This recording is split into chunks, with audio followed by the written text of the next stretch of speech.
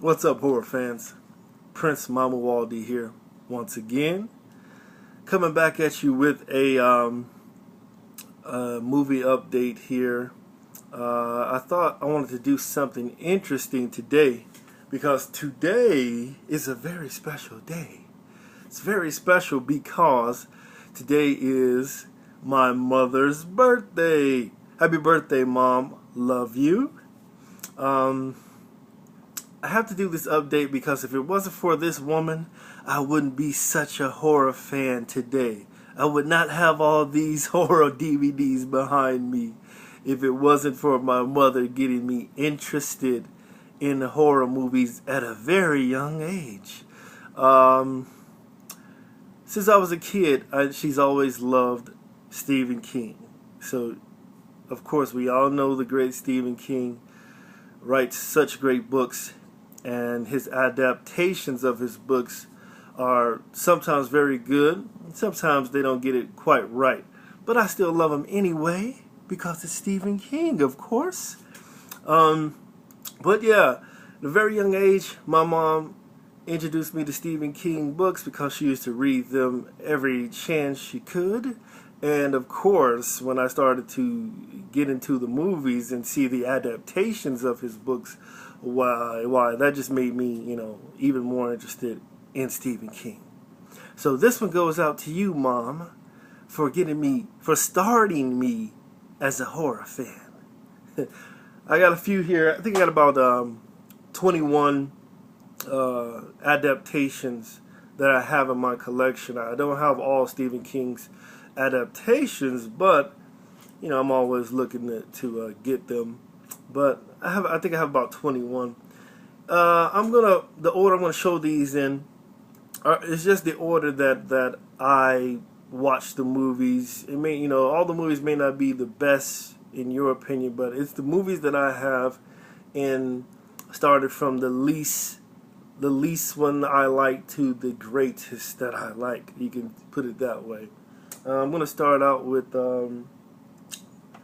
Room 1408, Stephen King adaptation with, of course, your boy Samuel Jackson and John Cusack. Of course, two great actors in this movie. Room 1408, decent story, your favorite ghost story type deal going on here, and has tricks and turns in it. So if you're into tricks and turns in your movie, Room 1408, you might want to check it out. Next up, I have Stephen King's Cat's Eyes, 80s. I love the 80s. 80s DVD, of course, with a young Drew Barrymore in it. And of course, I forget his name, but James Wood, James Wood, Videodrome, the man. But no, James Wood is in this too as well. Good movie, Cat's Eye, Stephen King adaptation. Check it out. Next up, we have Stephen King's Desperation. Desperation. It's a nice little abandoned story here. Many people say the book is better than the actual DVD. I haven't read the book, but the movie was pretty interesting. To me, like I said, I'm a Stephen King fan, so you gotta do it. You gotta show it. And of course, it's directed by Mick Garris. Of course, another horror legend. So if you like Mick Garris and Stephen King collaboration, you might want to check out Desperation. Next up was a movie that was kind of tricky when I was younger, and the graphics is just great, like the makeup and the special effects. I kind of liked it. It's what made me interested in this movie, and it's Stephen King's Sleepwalkers. It's basically about the cat people. Which was cool because I'm a werewolf fan as well, and I love how they transformed into cats. It just reminded me of great werewolf special effect artists. Stephen King, Sleepwalkers. Next up, I remember my mother reading this book, and she loved it. And she'll tell you in a heartbeat, though, that the book was way better than the movie. But, good movie, nevertheless. Needful Things with Ed Harris in it. I actually like this movie. I'm pretty sure, I believe my mother, the book was better. You know, about this guy who comes to a small town. I love the small, quiet town movies. Stephen King, he does that very well. Sets most of his storylines in a small, quiet town. And the Needful Things is just this guy who comes to town, and he has a store. His store is full of things that you basically want. And everybody that goes in the store basically sees something that they gotta have, or that they really want. You know, not knowing that that thing that they get is basically it's cursed, and you have to do certain things to get the things out of this store. Well, you'll see why. The guy who sells the items in the store, he's a special kind of person. So if you haven't seen this movie, go pick up Needful Things to find out why this guy is a special kind of person.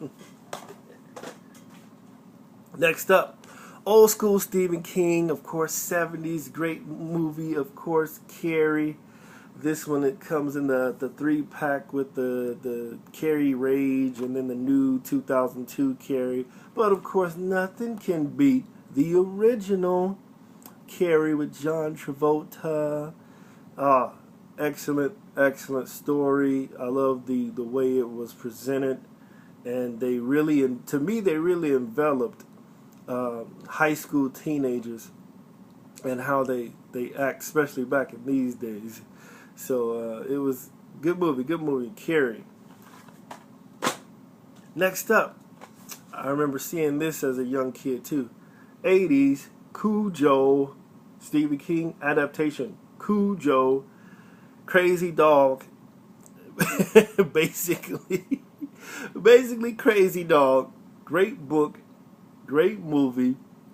It's about a crazy dog that if you're afraid of animals, or if you one of your worst nightmares is to come in contact with that lonesome pit bull walking down the street that doesn't have an owner, you might want to check out Cujo. Great Stephen King adaptation. Next up, everybody loved this movie when it came out. Of course, it has Kathy Bates in it, and that would be Misery. All right. Everybody talks about the scene in this movie about breaking of the ankles, or as they called, hobbling a person, which was pretty graphic, and kind of sticks with you. Once you see it, it just sticks in your brain. So it's a great love story, as a matter of fact. So check it out. Check out Misery for a Stephen King style love story. Next up, I have a pack. I bought the Stephen King collection because all these movies in it are great to me, and they're all from the 80s. We have the Stephen King pack here, of course, which includes 4 movies, of course. The Dead Zone, Pet Sematary, which is an all-time favorite for most horror fans, and my mother. Silver Bullet, which is my favorite because it's all about werewolves and trying to get away from it.